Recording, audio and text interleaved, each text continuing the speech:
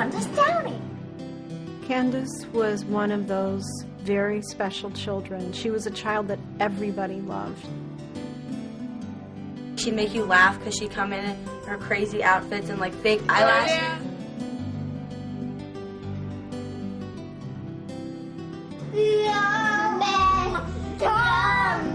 I'd always put on music while I was getting ready for bed, and she used to knock on my wall because her room's right over there, and she'd knock on the wall and tell me to be quiet, and just little things like that. She would get to school and she would basically freeze and just not be able to give the information that she knew. When I went to the pediatrician, he said, if you're continuing to be concerned, then go to a child psychiatrist. When I took her to the psychiatrist, he immediately placed her on a sample packet of Zoloft from his office. And I was not happy about placing her on medication.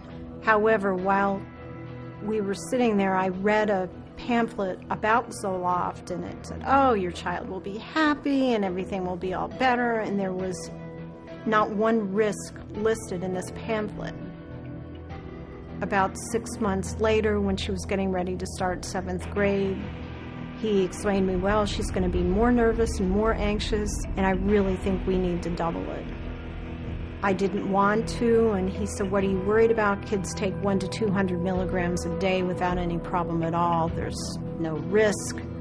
My husband and daughter were both home the day that she died. I'd gone out to have lunch with a friend, but when I left, Candace was curled up in her father's arms and they were laughing, watching Animal Planet. I had no way of knowing that was the last time I'd see her alive.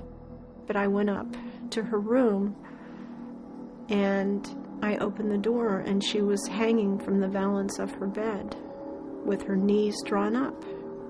And the first thing I said to my husband is, they've killed her. 12-year-old girls just don't kill themselves.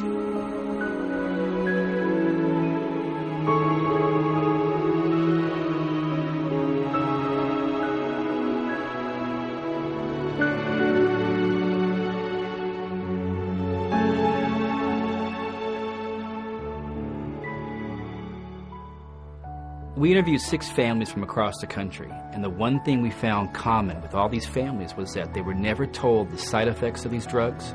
They were never told that an antidepressant can cause suicide. Caroline Downey narrated this film as a legacy to Candace and as a warning to others. Just 8 months after my sister died, my parents spoke before the FDA about the dangers of antidepressant drugs. It was then I knew we weren't alone. It was then I knew there were stories to be told.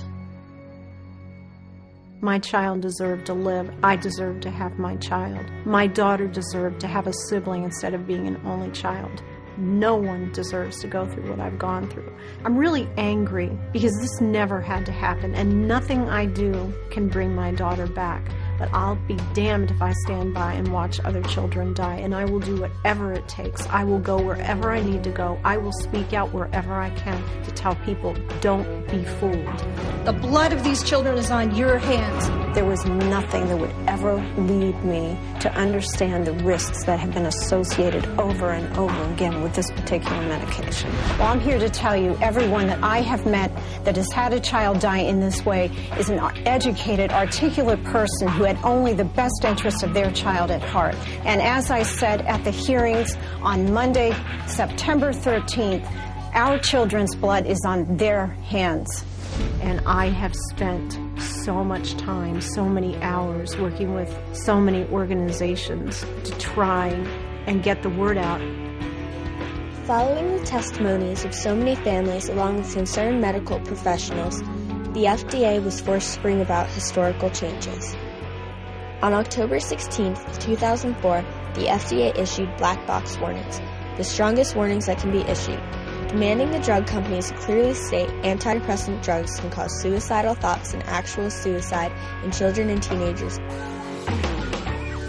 People were more aware, much more aware. I have spoken out so much that I have parents now call me and tell me because of Candace their children are alive, or because of Candace they knew what to look for and remove their children from medications. I think she would say, "Mommy, I'm really proud of you because you're helping other people." And even in death, Candace continues to help other people and to love other people and help them get through things.